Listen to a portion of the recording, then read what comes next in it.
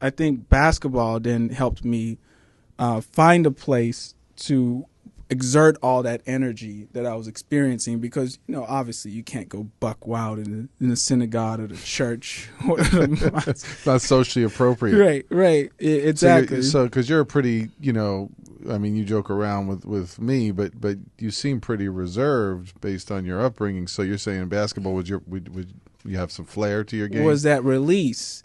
Basketball was that release for me. But sure enough, the church was also a release for me, too. I grew up in a Nigerian-based church, so we had instruments that provided that kind of outlet. I played the bongos, the conga, and I would watch this choir that was on the side, and it was mainly really hyper-masculine, a bunch of men who kind of created a way of being the center of attention, in a sense, in the church. And I was like, wow, that looks pretty cool. I'm watching the rhythm. Right. It's helping me ground myself. I'm picking up the beat. And so I told myself, I want to be over there too. And, began to beat the drums. If we look at that a little further, when we look at ourselves and ask ourselves certain questions, why these things interest us, if I were to apply that to myself, I grew up in a household where I wasn't really the problem child.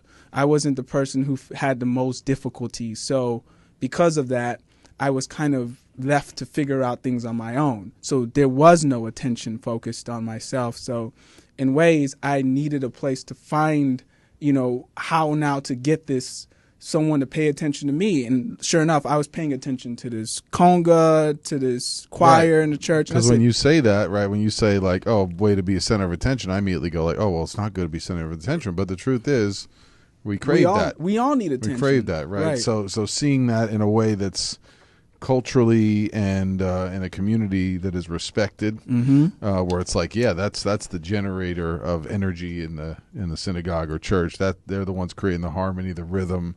Right, they're bringing it. Right, same thing with on the basketball court. Right, when you bring your energy, the crowd resonates with you.